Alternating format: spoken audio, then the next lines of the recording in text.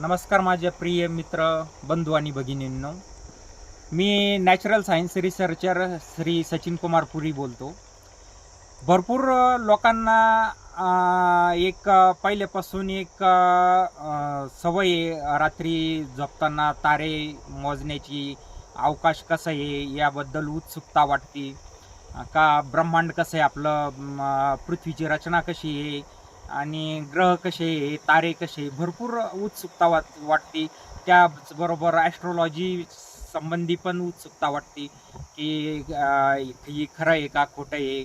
तर मी त्याच विषयावर बोलणार आहे की नासाने अंतराळ संशोधन संस्था अमेरिकेने शोध लावलेला होता काही सायंटिस्टनी, की स्टीफन हॉकिन्स नावाचा सायंटिस्ट होता. तर त्यांनी शोध लावलेले होते की आपले ब्रह्मांड व्यतिरिक्त अजून दुसरं ब्रह्मांड आहे.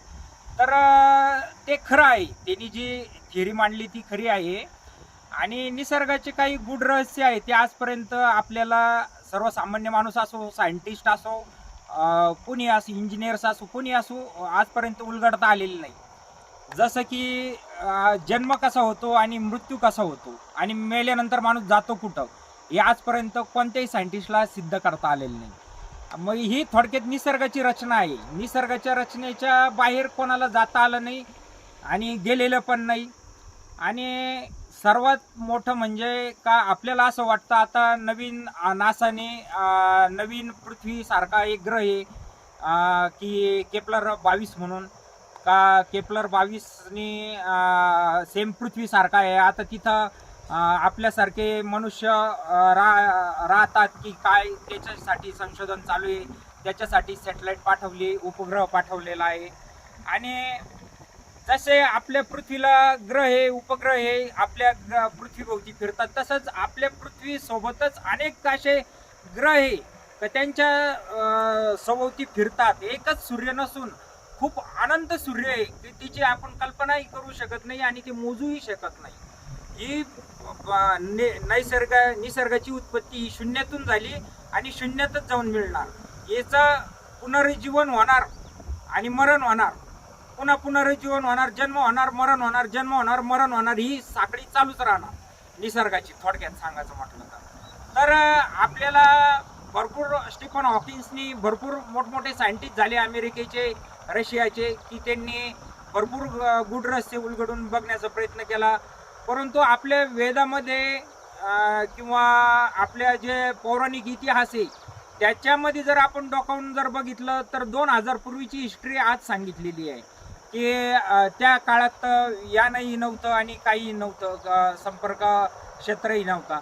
तर त्या काळात सांगितलं होतं की पृथ्वीला उपग्रह चंद्र आहे, सूर्य आहे, तर शुक्र आहे, शनी आहे, बुध आहे, गुरु आहे, राहू आहे, केतू आहे.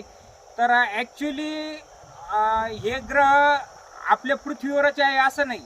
आता मी जो समोर तुमच्या व्हिडिओ बनवतो आहे, असा व्हिडिओ कोणीतरी वर दुसरीकडे बनवत असेल, परंतु तिची आपल्याला कल्पना नाही, कारण आपण त्याला बघितलेलं नाही. आणि स्टीफन हॉकिन्सनी सरळ शब्दात सांगितलेले आहे की एलियन्स राहता, एलियन्स आपल्याशी कॉन्टॅक्ट करण्याचा प्रयत्न करता. आणि एक बाकीची माहिती मी तुम्हाला नंतर देतो. सध्या स्टीफन हॉकिन्सनी सांगितलेलं होतं की आपण जास्त वर्ष ह्या पृथ्वीचं आयुष्य राहणार नाही, नंतर ही पृथ्वी नष्ट होणार, सूर्य नष्ट होणार, हे खरं आहे. परंतु याचं बी पुनरुज्जीवन होणार, पुन्हा पृथ्वी होणार, तयार होणार. आता जसं अंड्या आधी का कोंबडा आधी याचा शोध लागलेला नाही, आंबा आधी का आंब्याचं झाड आधी याचा शोध लागलेला नाही. तर हे गूढ रहस्य, या गूढ रहस्याच्या फंद्यात आजपर्यंत जो पडला तो या सृष्टी तलावर राहिला नाही. आणि संजीवनी मंत्र किंवा संजीवनी बुटी ज्याला म्हणता का, जी अमर करत होती, तर त्या संजीवनी बुटीचं वैशिष्ट्य आज पण संजीवनी बुटी आहे, परंतु ती कशी आहे हे आजपर्यंत कोणाला सांगता आलेलं नाही. आणि दुसरा मेन मुद्दा की संजीवनी बुटी ही आपल्या शरीराचे हार्मोन्स जे राहते, ज्या पेशी राहते, त्याला नवजीवन देत राहते, पुनरुज्जीवन करीत राहते, नवीन टवटवीत करीत राहते. त्याच्यामुळं माणसाचं मरण हे, त्यांनी भूक वाढती, आयुष्य वाढतं, आरोग्य वाढतं, माणसाचं म्हणजे एक स्ट्रॉंग राहतो. थोडक्यात रोगप्रतिकारक शक्ती तिची चांगली राहते. आणि दुसरी गोष्ट वेळ, टाईम. काही ग्रहावर टाईम आहे तर काही ग्रहावर टाईम नाही. म्हणजे उदाहरणार्थ तुम्ही कैलास पर्वतावर जर चढण्याचा प्रयत्न केला तर तिथं टाईम इतका फास्ट पळतो की तरुण माणूस ताबडतोब म्हातारा होण्यास सुरुवात होती. तर आजपर्यंत कैलास पर्वतावर कोणी चढाई केलेली नाही. भरपूर कळसुबाई शिखरावर गेलेले लोक, एव्हरेस्ट शिखरावर गेलेले आहे. 16,000 मीटर, 1646 मीटर शिखरावर गेलेले आहे. परंतु कैलास पर्वत हा एवढा उंच नाही, परंतु तरी पण त्याच्यावर कोणी जाऊ शकलेलं नाही. आणि दुसरा मुद्दा म्हणजे हे ग्रहावर जे एलियन्स आहे, जे स्टीफन हॉकिन्सनी थिअरी मांडली होती, जी एलियन्स आहे, तर ते एलियन्स त्यांनी अमेरिकी लोकांनी, सायंटिस्टनी एलियन्स शब्द वापरला, परंतु आपण त्याला परमात्मा शब्द लावू. कारण परमात्माशिवाय ह्या जगात, ह्या सृष्टीवर काही नाही.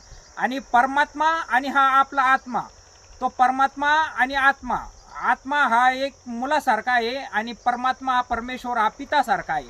तो कायम बोलावीत राहतो, परंतु त्याच्या ज्या लहरी आहे, ध्वनी लहरी, फ्रिक्वेन्सी, ती फ्रिक्वेन्सी कोणाला लवकर समजत नाही, कोणाला समजती. तर समजण्यासाठी नुसतं बोली बच्चन पाहिजे किंवा भाषा पाहिजे किंवा कृती पाहिजे. ते म्हणताना समजणे वाले को इशारा भी काफी होता है. तर हीच गोष्ट समजून सांगायची जर ठरली तर पहाटे 3 ते 4, 5 वाजता जर मेडिटेशनला जर बसले, ध्यानस्थ, एकदम शून्य अवस्था आपल्या विचारांची जर झाली, तर त्या टायमाला आपण